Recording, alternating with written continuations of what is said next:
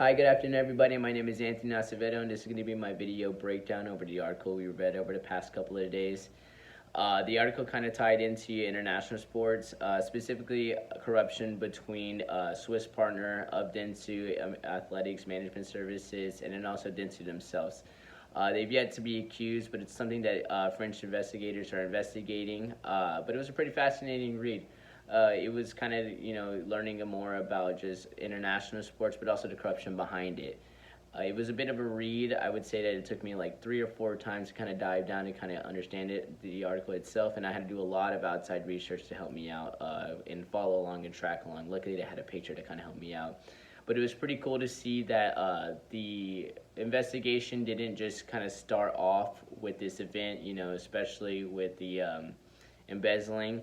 It kind of goes down further into all the way to the early 2000s, where companies like AMS and Dentsu have been kind of doing these little secret deals where you can tell for sure that leaders at the IAF and then also the AMS have been benefiting from embezzling these funds. And it goes all the way to corruption to the Olympics too as well. And it involves many international countries coming together and just kind of making these deals. And specifically a couple of people in the article, like the DXs, Liam DX and Papa Masada DX, benefiting from these deals. My overall opinion of Dentsu is that Dentsu is a very powerful company. They're the first largest media company in Japan, and then also the fifth largest in the world. And they have a huge influence with not just Tokyo and international sports, but just political also too, a political influence as well. They have also been not just Dentsu, but they have also been, heavily influenced in the Olympics, and the Olympics bid themselves have also been kind of controversial because it's been under investigation as well that they have used bribes to influence votes to get the Olympics to Tokyo, and coincidentally, Dentsu is a major media outlet for the Tokyo Olympics.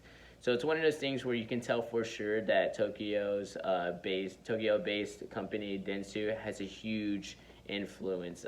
I've read a couple of articles where they have quoted, "Nothing happens without Dentsu in Japan, and there's nothing like it outside of the world." And they have huge political ties. The prime minister's wife actually used to work for her, so it's one of those things where not only does Dentsu have a huge media, influence, but it also has a political influence, which is kind of dangerous too, because you can tell the company might feel untouchable in a sense, that they can kind of get away with a lot, and they have huge connections with these corrupt individuals, and yet they kind of deny allegations.